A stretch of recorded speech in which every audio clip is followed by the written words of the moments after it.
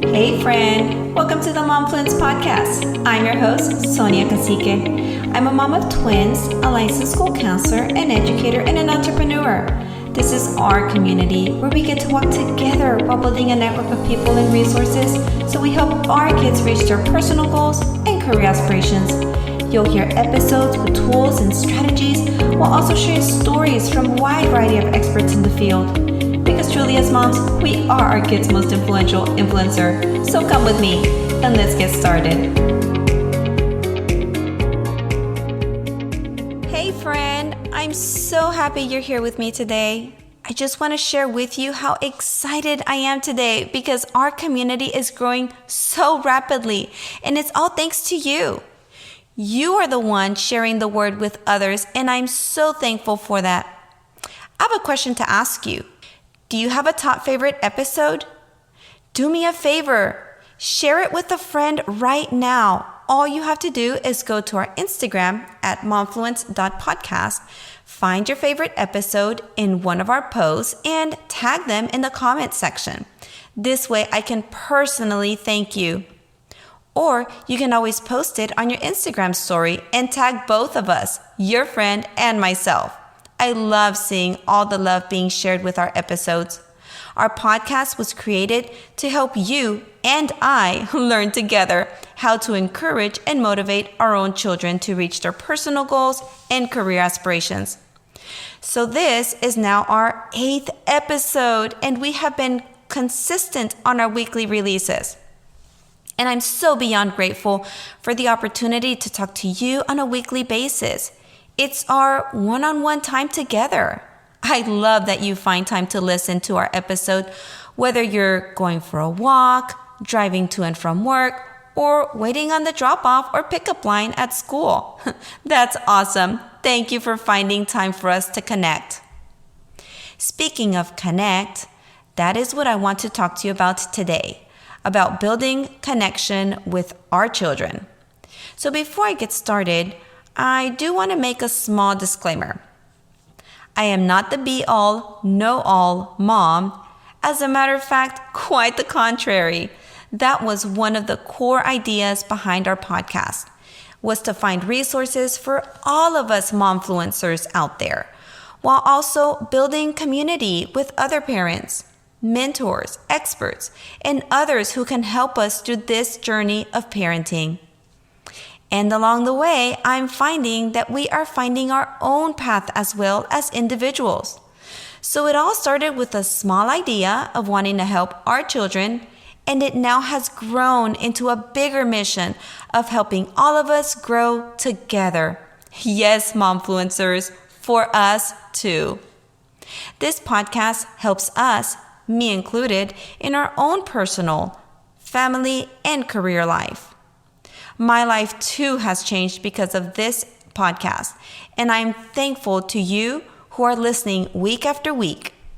If I ever have any slight doubt about what I do and why I do it, I just look at our stats and I'm beyond impressed at how it is so naturally and organically growing. This weekend, I was out with some friends, and just as we were talking about the podcast, I received a notification that we have reached the 200 download mark. Can you believe that? Congratulations, friend, for helping me grow our network of mentors and experts in the field of momfluence. So you and I can be our kids' most influential influencer. By the way, when I say mentors, I refer this title to those who have walked before us and have so much great knowledge and experience to share with us. And not because they're perfect, but because they too have made mistakes along the way and have also made some really good choices that they're wanting to share that wisdom with us. The ugly, the bad, and the good. And yes, it was intentional for me to say it backwards. Because ultimately, we should all find the good in our parenting journey, even after we walk through a messy season. Friend, I am beyond humbled by this growth that we have had in just a little over a month of building our community together. How cool is that, right? So friend, if you did not catch it earlier, I will repeat it one more time for you.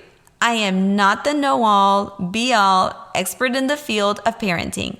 I am just like you. My life is not perfect, but it is rather just as crazy, just as busy, sometimes even questionable, just like everyone else is.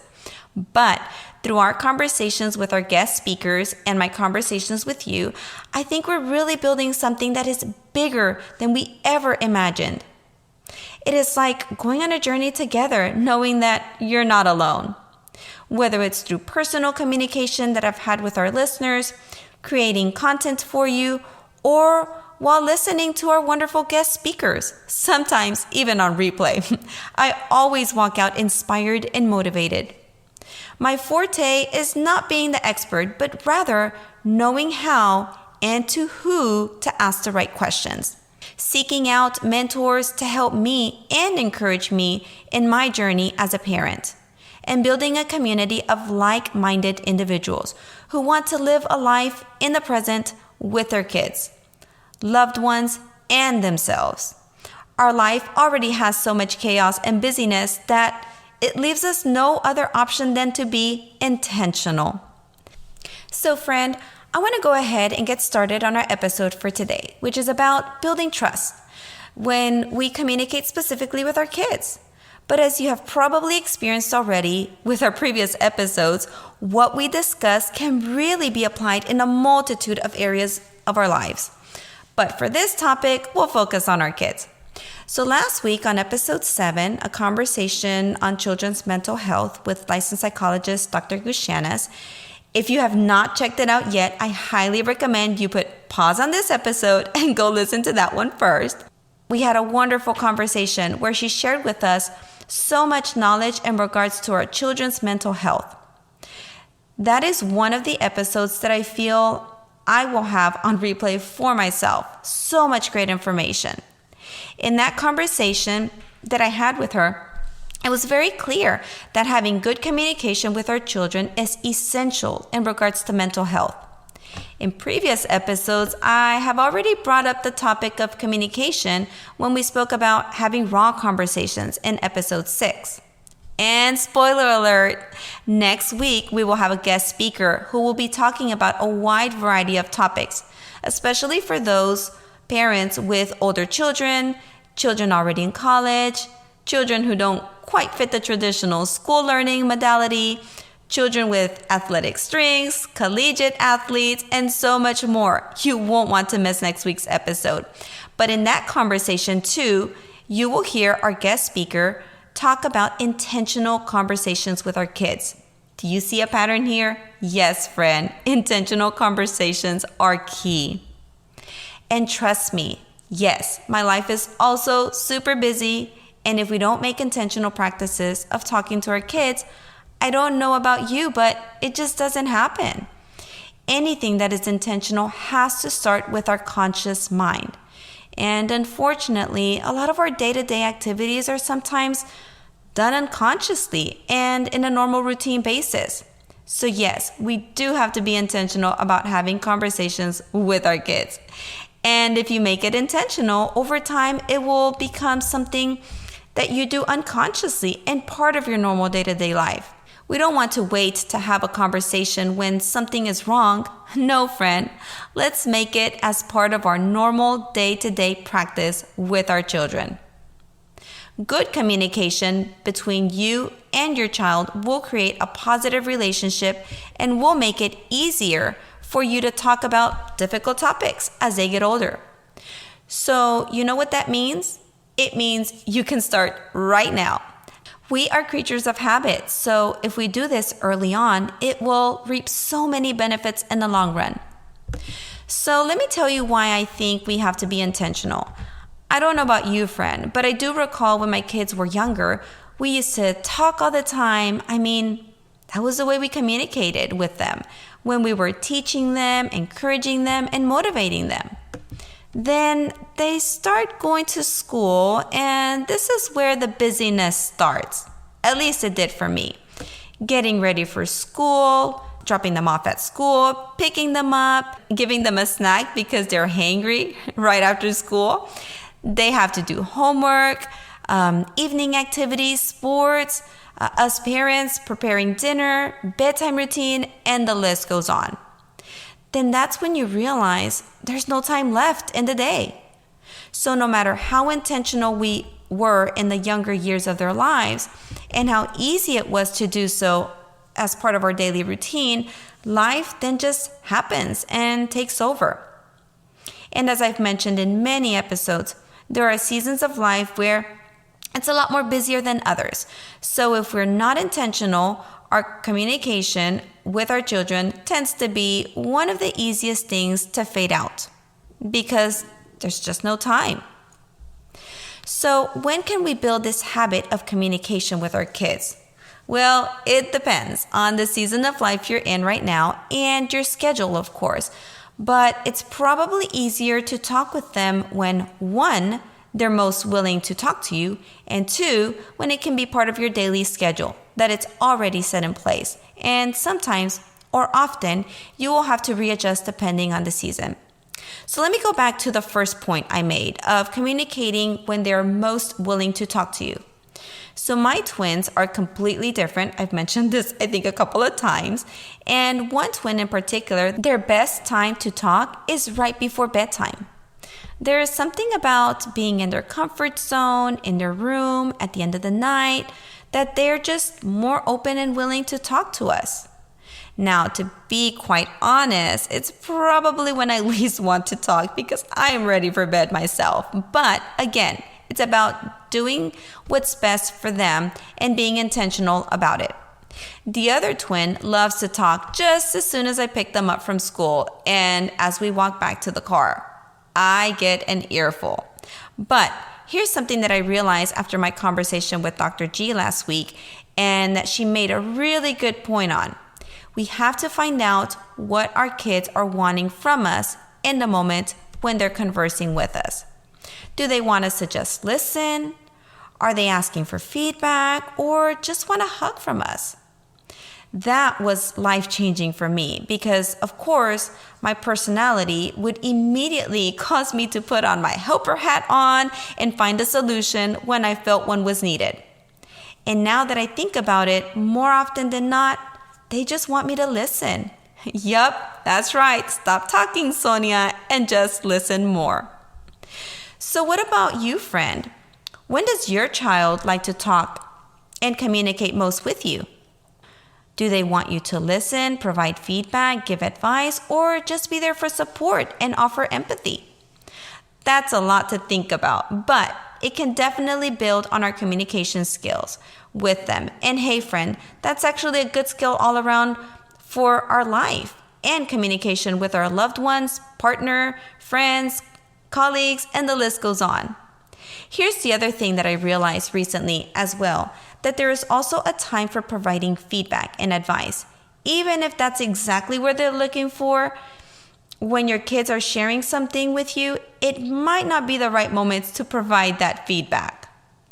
I know one of my twins, the one that likes to talk to my hubby and I right before bedtime, even if something is shared with us earlier during the day and we know that they want feedback or want an advice from us, more than likely, they don't want it in the moment of their venting session.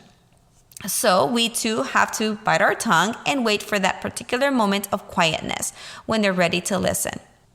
So each child has their own way and time of communicating and their own availability and openness to receive feedback from us. Now, the really cool part is when you find a time that everyone is pretty open to conversing, sharing their day and their feelings. For us, that has been during walks together or bike rides. Probably because both of my kids, hubby, and even myself are busybodies and hard to keep still. So the comfort of doing something like walking or biking is relaxing, entertaining, and it allows us to connect better with a good conversation. Now that I think about it, I think that's something I need to put on my list for these next couple of weeks because the weather is just so beautiful for us right now. And I mentioned putting it on the calendar because you know the drill. If it doesn't get put on the schedule, it doesn't happen. The earlier we normalize our daily conversation with our kids, the better. As our child grows and develops and things start getting a little bit more complicated in their life, then they will have that comfort that has already been set in place with us in our daily communication together. And the last point I wanted to bring up, and mainly a reminder for myself, is to not be judgmental. As I mentioned earlier, I like to jump in and help my child to avoid any additional pain or hurt. But in the moment, that is also sending a signal of judgment, that they need help. Ouch, that hurts even saying it. I mentioned in our episode 6 on Raw Conversations that the most open and honest we are to our children, even in our own rough seasons of life, the more comfortable they will feel knowing that they won't be judged when they too encounter a rough season. Modeling our behavior and showing them that we too make mistakes, have rough moments in our life, and also have to, at times, overcome obstacles, it will provide the greatest teaching more than a long lecture. What they see in our behavior is more important than what we say. Friend, I'm so happy we had this conversation today, and please listen to next week's episode with Megan Ettinger. Don't forget to subscribe to our podcast so you can get the alert as soon as it is released next Thursday. She has so much knowledge to share with us. I'm telling you, you're going to need to put that one on replay as well. Friend, I love you so much. I hope you have an unbelievably awesome week. And as always, I will talk to you soon. Hi, friend. Thank you for listening in. If you enjoyed this episode, it would mean so much to me if you share it with a mom friend. Send it to her right now. Or even better, tag me on your Instagram story so I can personally thank you for helping me build our community. I'm so thankful for each and every one of you. Let's keep in touch and I'll talk to you soon. Adios.